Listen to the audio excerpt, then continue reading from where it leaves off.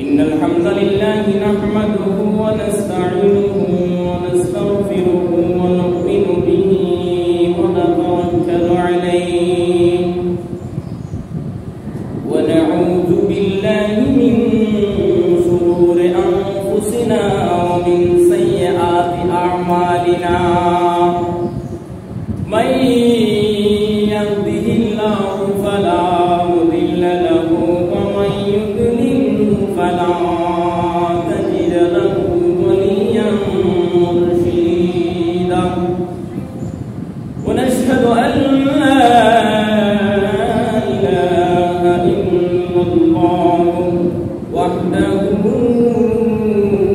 لا شريك له ونشهد أن سيدنا وسندنا ونبينا وحبيبنا وطبيبنا وملجانا ومولانا محمدا عبد الله ورسوله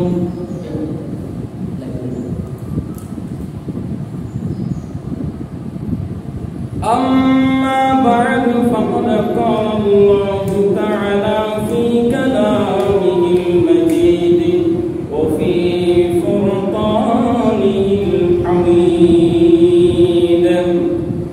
أعوذ بالله من الشيطان الرجيم بسم الله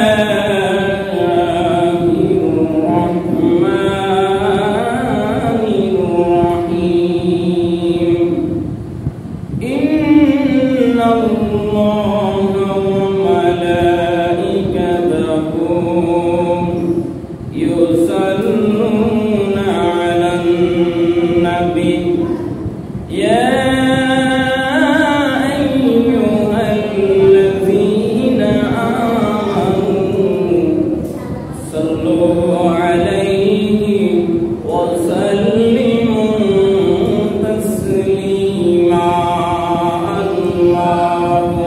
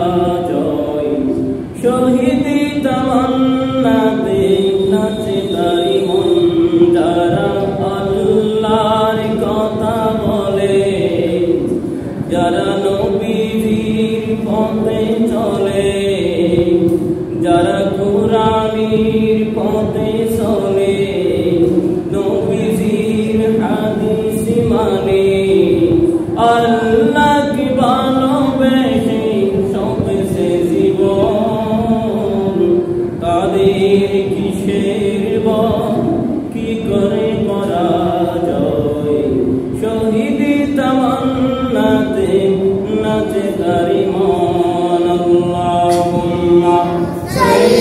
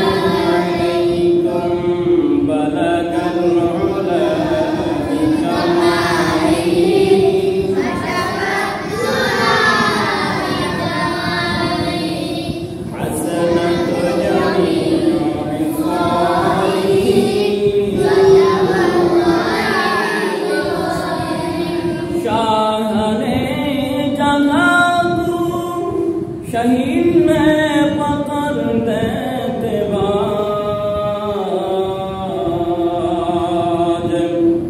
वाज़े कब्र में नहीं सूरह अल-हम्द की मुहताज बलगल उला बिकमालिही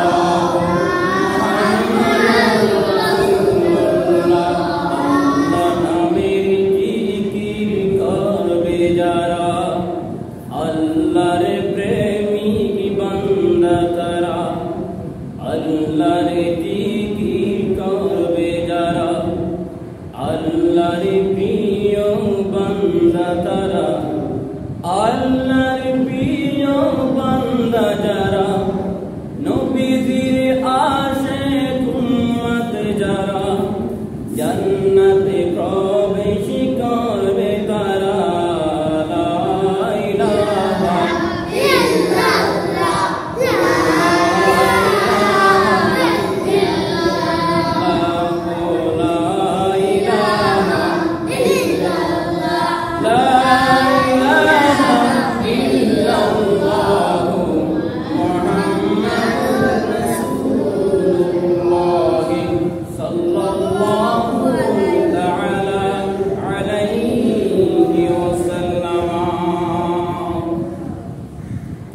আলহামদুলিল্লাহ, সম্মানিত হাজির মুসল্লি কিরাম,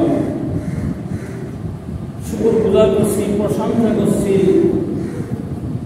ওই মালিক আল্লাহ পাক সুবহানাহু ওয়া তাআলার দরবারে আলিশান, দরবারে যে মুনিব, যে রব, যে মালিক, যে দয়াবান, যে মেহেরবান, যে রহমান, আমাদেরকে দয়া করে মায়া করে ভালোবেসে মালিকের ঘরে এসে পবিত্র দিনের দিন নির্দিষ্ট টাইমে এসে উপস্থিত হওয়ার তৌফিক দিয়েছেন। শরফুল ইজ্জত আল্লাহ পাক সুবহানাহু ওয়া তাআলার দরবারে শুকরিয়া জ্ঞাপন করছি। সবাই প্রাণ খুলে হৃদয়ের সবটুকু ভালোবাসা দিয়ে আওয়াজ দিয়ে পড়ছি সবাই আলহামদুলিল্লাহ। দরুদ পাঠাচ্ছি কুল কায়নাতের সরদার, বিশ্ব সভার সভাপতি, সমস্ত নবীগণের মাতার মুকুট, সমস্ত নবীদের ইমাম, সাইয়্যিদুল মুরসালিন, রাহমাতাল লিল আলামিন, খাতামান নবিয়্যিন, শফিউল মুজনবিন, উম্মতের কান্ডার, উম্মতের সরদার, আকায়ে মাওলা, নূর আলা নূর নবী নবী মুহাম্মদ রাসূলুল্লাহ সাল্লাল্লাহু তাআলা আলাইহি ওয়াসাল্লামের উপর সবাই পড়ি সাল্লাল্লাহু আলাইহি ওয়াসাল্লাম। স্মরণ করছি যে ঈদগাহের ময়দানে এসে উপস্থিত হওয়ার জন্য যে মানুষগুলো শহীদ হয়ে আমাদেরকে ঈদগাহের ময়দান উপহার দিয়েছে। কবি নজরুল লিখেছেন, একটা গান আছে না, একটা গজল আছে না, ওমন রমজানের ওই রোজার শেষে, ওমন রমজানের ওই রোজার শেষে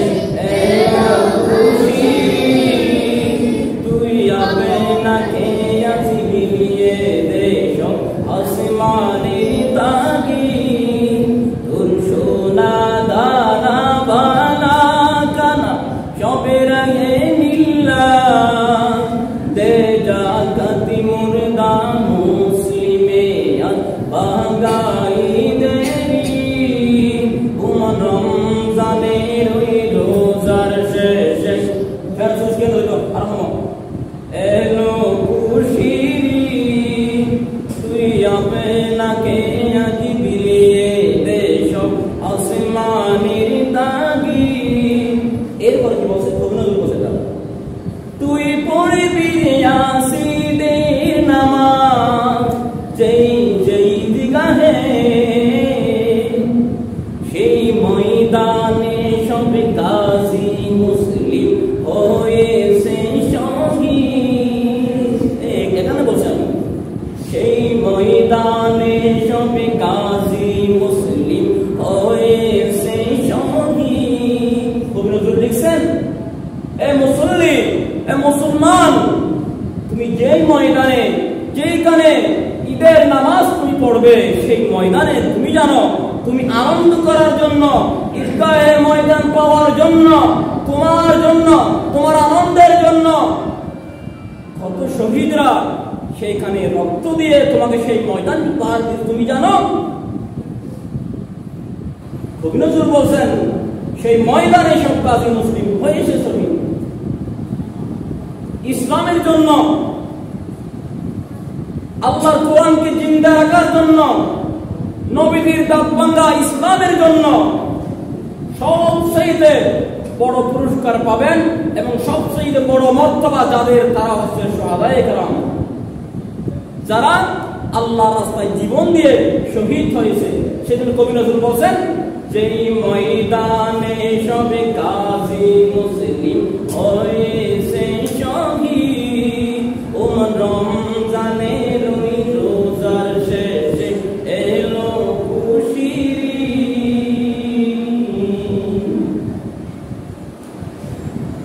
ঈদের নামাজ আজকে তোমরা পড়বা, ও দুনিয়ার মুসলমান, ও আমার এলাকাবাসী, ও আমার তাওহীদি জনতা, এ মুসলমান, আজকে যে ঈদের নামাজ তুমি পড়বা আনন্দ মুহূর্ত করে, আনন্দময় করে তোমার সংসার নিয়ে, পরিবার নিয়ে আজকে তুমি যে আনন্দ, যে মুহূর্ত তুমি করবা এই ঈদের দিন, এমন ইতিহাস আছে আল্লাহর জাহানের শ্রেষ্ঠ ব্যক্তিরা যারা জান্নাতের সার্টিফিকেট দুনিয়া থাকতে পেয়েছে, এমন মানুষগুলা ঈদের জামাত তোমার আমার মতো করে করতে পারে নাই।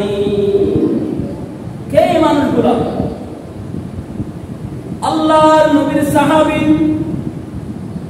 হযরত উমর রাদিয়াল্লাহু তাআলা আনহু, যিনি আশারে মুবাশশারা অর্থাৎ জান্নাতের 10 জন সাহাবী যাদেরকে আমার নবী দুনিয়ায় থাকতে জান্নাতি বলে ঘোষণা করেছেন, জান্নাতের সার্টিফিকেট দিয়েছেন।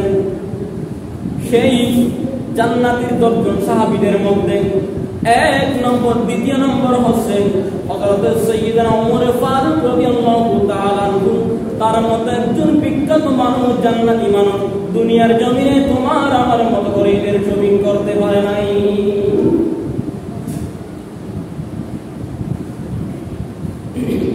একটু জিকির করি লা ইলাহা, ফিটকির জানি লা ইলাহা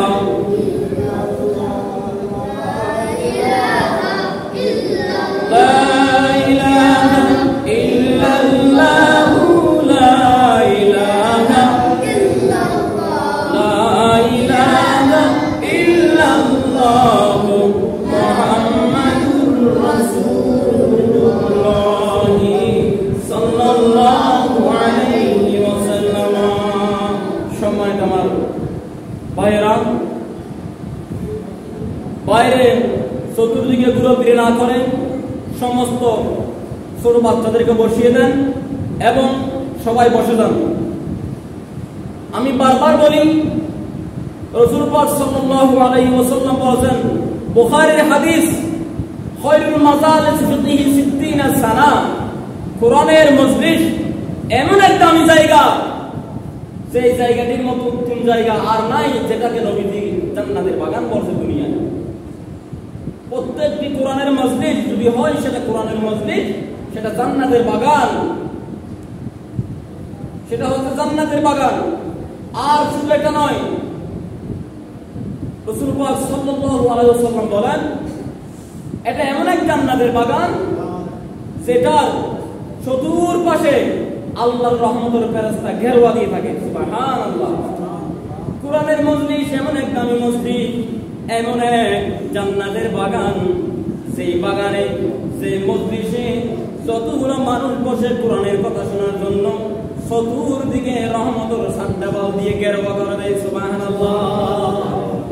শুধু সাদ্দাবাল দিয়ে ঘেরওয়া করে না, রাসূল পাক সাল্লাল্লাহু আলাইহি ওয়াসাল্লাম জানিয়েছেন, যারা কোরআনের কথা শোনার জন্য বসে সাদ্দাবাল এতটুকু পর্যন্ত দেয়, রহমতের ফেরেশতারা একজনের কাঁধের উপর আরেকজন বসে, একজনের কাঁধের উপর একজন বসে, একজনের কাঁধের উপর আরেকজন দাঁড়ায়, রহমতের ফেরেশতা একজনের উপর আরেকজন দাঁড়াতে দাঁড়াতে আসমান পর্যন্ত সেই জায়গাটি তারা ভরপুর করে দেয়। সুবহানাল্লাহ। সেটাই হচ্ছে কোরআনের মজলিস। কেন আমরা কোরআনের মজলিসের দাম বুঝেন না? আমি বারবার বলি। সম্মানিত আমার বন্ধুরা, আমি বলতে চেয়েছিলাম, আজকে আমরা ঈদের দিন কত আনন্দ মুহূর্ত করি, আনন্দ ফুর্তি করি। এই ঈদের দিন পবিত্র ঈদুল ফিতরের দিন, বিশ্বজাহানের খলিফাতুল মুসলিমিন, যিনি অর্ধ পৃথিবীর শাসক, যাকে আমার আল্লাহ সারা পৃথিবীর অর্ধেক শাসন করার জন্য যাকে ক্ষমতা দিয়েছেন,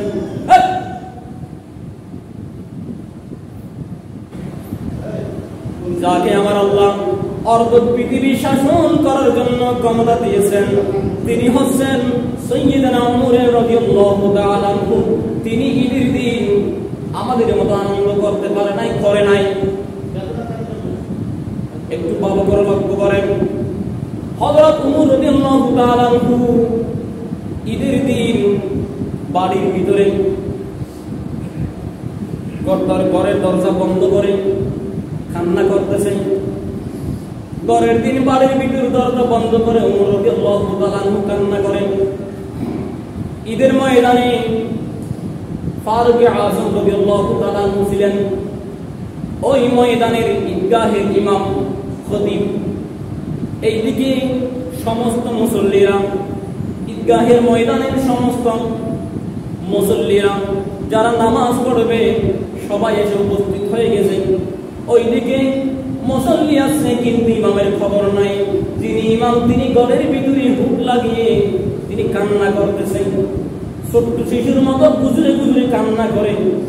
সবাই ঈদগাহের ময়দানে উপস্থিত করে, কেন আমাদের খতিব আসে না, আমাদের উমর আসে না, খলিফাতুল মুসলিমিন কেন আসে না?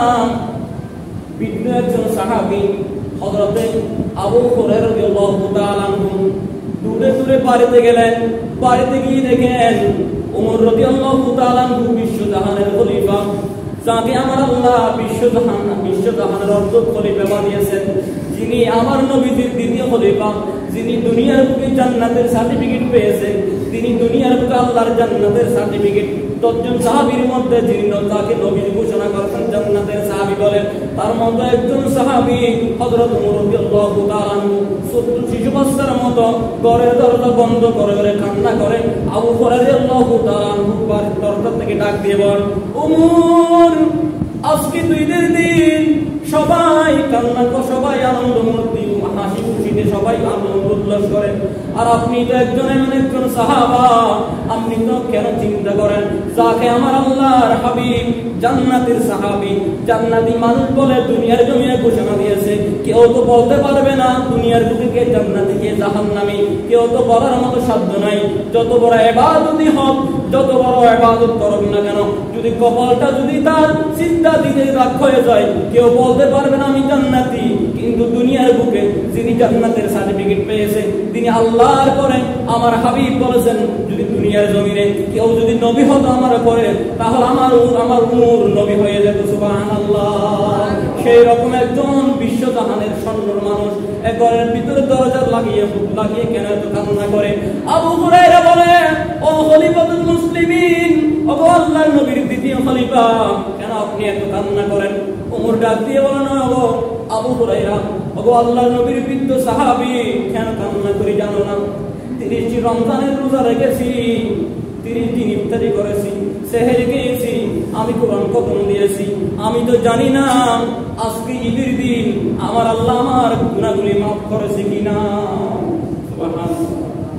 তাহলে বন্ধুরা, আমি আর আপনি কি যাকে আমার আল্লাহ 10 জনের মধ্যে একজন জান্নাত নিশ্চিত করেছে, তিনি বলেন আমাকে আমার আল্লাহ আমার রমজানের রোজা কবুল করেছে কিনা আমি জানি না, আজকে ঈদের নামাজ সবার সাথে পড়ব, তবে জানি না আমার সেহরি, আমার কোরআন তিলাওয়াত, আমার ইবাদত আমার আল্লাহ কতটুকু কবুল করেছেন। আবু হুরায়রা বলেন, ও আল্লাহর নবীর সাহাবী খলিফাতুল মুসলিমিন, আপনি তো জান্নাতের মধ্যে একজন মানুষ নিশ্চিত, কেন কান্না করেন? ওমর ডাক দিয়ে বলেন, ও আল্লাহর নবীর সাহাবী, কেন কান্না করি জানো না? আমি জান্নাতি মানুষ, আমার নবী দুনিয়াতে ঘোষণা করে গিয়েছে, তবে আমি আমার মনে বারবার চিন্তা আসে, জান্নাতি বলে আমাকে ঘোষণা করেছে, এটা ঠিক আছে, কিন্তু যদি আমার আমলের কারণে, আমার আমলের ত্রুটির কারণে যদি আল্লাহর পক্ষ থেকে আবার যদি আমার জান্নাতের সার্টিফিকেট বাতিল হয়ে যায়, তাহলে কিয়ামতের ময়দানে আমাকে মানুষ এত সম্মান করে, খলিফাতুল মুসলিমিন বলে রাখে, এত সম্মান করে, যদি যেদিন কিয়ামতের ময়দানে মানুষকে বলবে তোমরা পাক হয়ে যাও, জান্নাতের মানুষ জান্নাতি হয়ে যাও, নামাজিরা পাক হয়ে যাও, দর হয়ে যাও, যারা যাকাত দিয়েছো দরবদ্ধ হয়ে যাও, রমজানের রোজা ধরা রেখেছো তারা একসাথে পাক হয়ে যাও। ওয়ামতাজুল ইয়াউমা আইয়ুহাল মুজরিমুন, ও আগের কিয়ামতবাসীরা, ও হাসরের ময়দানবাসীরা, সবাই যার কি হয়ে যাও, যারা নামাজি তারা একসাথে হয়ে যাও, যারা রোজা রাখে একসাথে হয়ে যাও, যারা পাপ করেছো গুনাহগার ব্যক্তি হয়ে যাও, তারা জালেম ব্যক্তি এক হয়ে যাও, মুমিন তোমরা সবাই পাক হয়ে যাও। সেই দিন যদি আমি উমরের সার্টিফিকেট যদি বাতিল হয়ে যায়, না জানি কিয়ামতের ময়দানে 1 কোটি মানুষের সামনে আমি কি করব। সেই জন্য আমি জানি না আমার আল্লাহর দরবারে কতটুকু আমার আমল কবুল হয়েছে, সেই জন্য আমি ঘরের ভিতর দরজা লাগিয়ে কান্না করি। আবু হুরায়রা বলেন, আমি যখন উমরের বাড়িতে গেলাম, দেখলাম বিশ্বজাহানের একজন খলিফা, যিনি অর্ধ পৃথিবী শাসন করেন, অর্ধ পৃথিবীর শাসক, তার বাড়িটি খেজুরের, দরজার মধ্যে খেজুরের একটি ডাল দিয়ে দরজা লাগিয়েছে। খলিফাতুল মুসলিমিন ওমর রাদিয়াল্লাহু তাআলা আনহু রাস্তার মধ্যে হাঁটতে হাঁটতে এক জঙ্গলের পাশে গেলেন। দেখে একটি বাড়িতে একজন বৃদ্ধ মহিলা একটি ডেকসির মধ্যে, পাতিলার মধ্যে কিছু পানি দিয়ে নাড়াচাড়া করে। ওইদিকে তার দুইটি সন্তান, ছোট্ট শিশু কান্না করে, মা খাবার দাও, পেটে খিদে লাগছে। মা ওই গরম পানি করুন, লাড়াচাড়া করে, বাবা এখনো হয় নাই, কিন্তু খাবার নাই ডেকসির মধ্যে। ছোট্ট শিশুদেরকে বুঝ দেওয়ার জন্য তিনি গরম পানি করে ডেকসির মধ্যে নাড়াচাড়া করে। ছোট্ট শিশুরা পেটের খিদের দ্বারা ঘুম আসে না।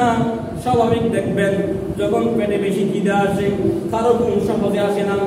ওই ছোট্ট মাসুমরা খাবারের জন্য ছটফট করে, খিদে লাগছে। মাকে বলে, মা খাবার দাও, এখনো কেন এত দেরি কেন করতেছ? মা বলেন, বাবারা একটু ঘুমাও, আমি খাবার রেডি করতেছি, এখনো হয় নাই। কিন্তু ডেকের মধ্যে গরম পানি দিয়ে নাড়তেছে, কোনো খাবার নাই। এইদিকে খলিফাতুল মুসলিমিন ওমর রাদিয়াল্লাহু তাআলা আনহু পৃথিবীর শাসক, তিনি গিয়ে দেখতেছেন একজন বৃদ্ধ মহিলা এইগুলো লাড়াচাড়া করতেছে। খলিফাতুল মুসলিমিন ওমর রাদিয়াল্লাহু তাআলা আনহু গিয়ে দেখেন, এগুলো যখন দেখলেন ডাক দিলেন। ওইদিকে মা এগুলো লাড়াচাড়া করতে করতে বাচ্চা দুটো আবার ঘুমিয়ে গেছে। তারা মনে করছে, ঘুম থেকে উঠলাম আবার খাবো।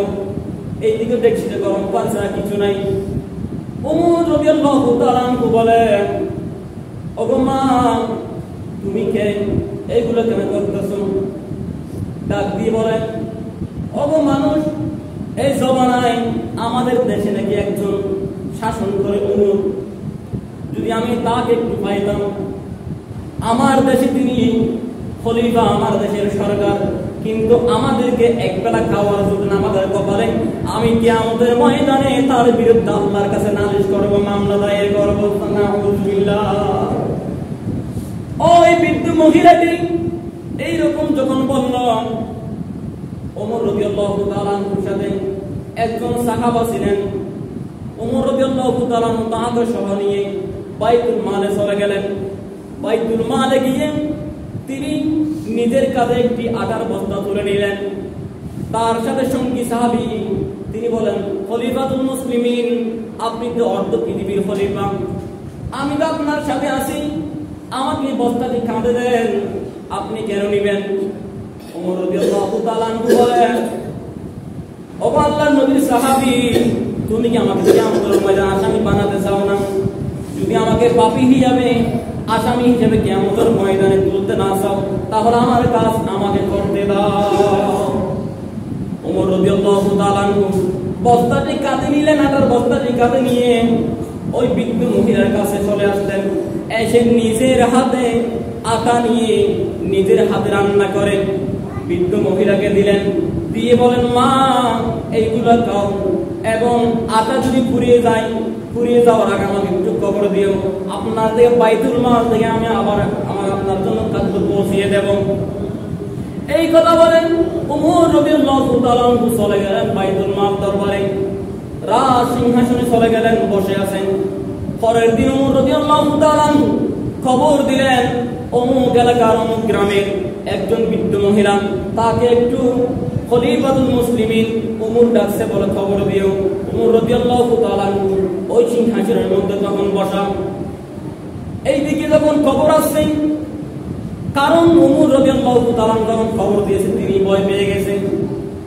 তিনি মনে বলেন, আমি না জানি কালকে ওমরকে আমি অনেক গালি দিয়েছি, খারাপ বলেছি, আজকে না জানি তার কানে খবর পৌঁছে গিয়েছে, হয়তো আজকে আমাকে কতল করে ফেলবে। কারণ ওমর হচ্ছে যেই দিকে হাঁটে সেই দিকে শয়তান আর হাঁটে না, সুবহানাল্লাহ। যেই দিকে গেছে সেই দিকে শয়তান, একবার যদি ওমর রাদিয়াল্লাহু তাআলা যায় আর সেই দিকে শয়তান যায় না, সুবহানাল্লাহ। আল্লাহর নবী বলেন, উমর রাদিয়াল্লাহু তাআলা হোসেন, আমার পর যদি কেউ নবী হতো উমর রাদিয়াল্লাহু তাআলা হতো। শুধু তা নয়, উমর রাদিয়াল্লাহু তাআলা যেটা মুখে যে কথাগুলো বলছেন সেইগুলো কোট করে আমার আল্লাহ কোরআনে নাযিল করেন। সুবহানাল্লাহ। এক জায়গায় নয়, প্রায় 21 জায়গায় হযরত উমর রাদিয়াল্লাহু তাআলা কোরআনে আয়াত নাযিল করেছেন আমার আল্লাহ। সুবহানাল্লাহ। সেটা হচ্ছে উমর রাদিয়াল্লাহু তাআলা। উমর রাদিয়াল্লাহু তাআলা দরবারের মধ্যে বসে আছেন। বৃদ্ধ মহিলাকে তখন ডাকতে পাঠালো। বৃদ্ধ মহিলা ভাবতে লাগলো, না জানি আজকে আমার উপরে কি শাসন হয়ে যায়। কারণ উমরের চোখে যে ধরা পড়ে, উমরের চোখে যে অপরাধী হয় তাকে তো কতল করে ফেলেন। উমর ইসলামকে নিয়ে তার কোনো মায়া নাই, তিনি তো আমার কাছে কতল করে ফেলবে হয়তো। এইরকম ভাবতে ভাবতে পরিবার থেকে মানুষে সবাইকে বলছে, বাবারা আজকে আমাকে ক্ষমা করে দাও, উমর আমাকে ডাকতে পাঠাচ্ছে, উমরের কাছে যাচ্ছি, হয়তো আমার জীবন আজকে শেষ, আমাকে ক্ষমা করে দিও। এইভাবে বলে উমর রাদিয়াল্লাহু তাআলা দরবারে মহিলাটি চলে যাচ্ছে। সিংহাসনে গিয়ে দেখে ওই দিনের যে মানুষটি তাকে আটা পৌঁছিয়ে দিয়েছিল সেই মানুষটি সিংহাসনের মধ্যে বসে আছে। সুবহানাল্লাহ। তিনি যাওয়ার পরে উমর রাদিয়াল্লাহু তাআলা দাঁড়িয়ে গেলেন। মহিলাটি বলল, আপনি এখানে কেন? উমর রাদিয়াল্লাহু তাআলা বলেন, মা, কালকে তুমি আমার বিরুদ্ধে নালিশ করেছিলে, আমি শুনেছি। আজকে আমি এখানে এসে চিন্তা করতেছি, যদি কিয়ামতের ময়দানে আমাকে তুমি আল্লাহর আদালতে মামলা করো, আমি তো সেই দিন বাঁচতে পারবো না, কেউ কারো হবে না। ইয়াউমা ইয়াফিরুল মারউ মিন আখিহি ওয়া উম্মিহি ওয়া আবিহি ওয়া সাহিবাতিহি ওয়া বানিহি। বাবা সন্তানের হবে না, মা সন্তানের হবে না, স্বামী স্ত্রীর হবে না, স্ত্রী স্বামীর হবে না, কেউ কার জন্য এগিয়ে আসবে না, সবাই থাকবে উলঙ্গ। সবার মাথার উপরে এক বেদ বা এক শিবের উপরে সূর্য থাকবে, সূর্যের মুখ থাকবে 12টি, সব নিচের দিক দিয়ে, সবাই উলঙ্গ অবস্থায়। একজন ইয়া নফসি ছাড়া কিছু বলবে না, শুধু নবী মুহাম্মদ রাসূলুল্লাহ ছাড়া সমস্ত নবী পর্যন্ত ইয়া নফসি বলে হয়রান হয়ে যাবে। সবাই পাগলের মতো দৌড়াবে, যার যার কামেতে সাগর কাটবে, সবার মাথার মগজ টকবক করে সিদ্ধ হয়ে যাবে, 12টি সূর্যের তাপ মাথার উপর পড়বে। ওগো সেই কিয়ামতের ময়দানে কঠিন দিনে যদি তুমি আমাকে আসামি করে ফেলো, আমার কোন উপায় হবে? আজকে তুমি আমাকে এখানে আসামি হিসাবে যা করতে মন চায় তা করো, তবু আমি আল্লাহর কাছে আসামি হতে চাই না। সুবহানাল্লাহ। সেটাই হচ্ছে রাষ্ট্র শাসন। সেই উমর রাদিয়াল্লাহু তাআলা বলতেছে, এরা কেমন ঈদের শপিং করেছিল দেখেন। আহারে, ঈদের 2 দিন আগে উমর রাদিয়াল্লাহু তাআলা বাড়িতে আসলেন। 3 দিন আগে স্ত্রী বলে, স্বামীরে, জানি আমি আপনি অর্ধ পৃথিবীর খলিফা হলো, আপনার কাছে একটি জামা কেনার টাকা নাই, একটি মাত্র জুব্বা আছে, আপনি সেটা নিয়ে মসজিদ নববীতে জুমা পড়াতে যান, অনেকবার বিলম্ব হয়ে যায় জুমা পড়াতে, তাও আপনার কাছে 70 থালি জুব্বা, সেই জুব্বাটি নিয়ে আপনি প্রতিনিয়ত কি করেন? রাষ্ট্রে আপনি চলাফেরা করেন। উমর, ওগো আল্লাহর নবীর খলিফা, আমি জানি আপনার কাছে আমার জন্য জামা কেনার টাকাও নাই এবং আপনার জন্য জামা কেনার টাকাও নাই, তবে আমি আবার একজন সত্যি মোহাম্মদ আব্দুল্লাহ, তিনি তো মানবে না, তার জন্য একটি জামার ব্যবস্থা কি করা যায় না? উমর রাদিয়াল্লাহু তাআলা আনহু বাইতুল মালের মধ্যে একটি চিঠি লিখলেন। তখন রাষ্ট্র কোষাগারে দায়িত্ব ছিলেন আবু উবাইদা। হযরত আবু উবাইদা রাদিয়াল্লাহু তাআলা আনহুর কাছে একটি চিঠি পাঠালেন, ওগো বাইতুল মালের যিনি রাসূলের আমির, আপনার কাছে একটি চিঠি লিখলাম, আমাকে অগ্রিম 1 মাসের বেতন কি দেওয়া যাবে না? আমাকে কি অগ্রিম 1 মাসের টাকা বেতন আমাকে কি দেওয়া যাবে? এই চিঠি দেখার পরে আবু উবাইদা রাদিয়াল্লাহু তাআলা আনহু সিজদায় পড়ে গেলেন, কান্না করে, রব্বুল আলামিন, আমাদের দেশে আপনি এমন একজন সরকার দিয়েছেন, এমন একজন খলিফা দিয়েছেন, এমন একজন আমাদেরকে নেতা দিয়েছেন, যিনি আজ ঈদের দিন একটি জামা কেনার জন্য তার পকেটে একটি টাকাও নাই। আমরা এমন একজন নেতা পেয়েছি, তিনি কান্না করে করে নামাজের সিজদা থেকে 2 রাকাত নামাজ পড়ে উঠে এবার এই সিটি আবার সিটি উল্টাই লিখে দিলেন, ওগো আল্লাহর নবীর খলিফা, ওগো জান্নাতের মানুষ, আমি তো জান্নাতের মানুষ, আমার বসানো নবীজি করে নাই। যে 10 জন সাহাবা জান্নাতের মধ্যে লিস্টে আমার নবীজি দুনিয়ায় থাকতে দিয়েছেন, তার মধ্যে আমি উবাইদা নাই। ওগো আল্লাহর নবীর খলিফা, ওই জান্নাতের লিস্টের মধ্যে 10 জনের মধ্যে আপনি 2 নম্বরে আছেন। ওগো আল্লাহর নবীর খলিফা, এরপর আমি একটি কথা, আমি 2টি প্রশ্ন আপনার কাছে রাখতে চাই। 2টি প্রশ্নের জবাব যদি আমার কাছে দিতে পারেন, তাহলে আপনাকে আমি অগ্রিম 1 মাসের বেতন আপনার কাছে দিতে পারি। সুবহানাল্লাহ। দেখেন, উমর রাদিয়াল্লাহু তাআলা হচ্ছেন অর্ধ পৃথিবীর খলিফা, কিন্তু আবু উবাইদা কি ওই বাইতুল মালের সমস্ত কিছু দেওয়ার বন্টন তার দায়িত্ব। তিনি একজন অর্ধ পৃথিবীর শাসককে জবাব দিলেন, আমার প্রশ্নের জবাব আপনি দিতে পারেন, তাহলে আপনাকে আমি অগ্রিম 1 মাসের বেতন আপনাকে দিতে পারি। সুবহানাল্লাহ।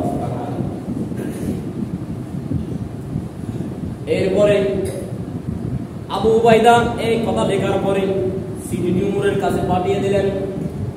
উমর রাদিয়াল্লাহু তাআলা আনহু ওই সিটি দেখার পরে তিনি খেতে দিলেন।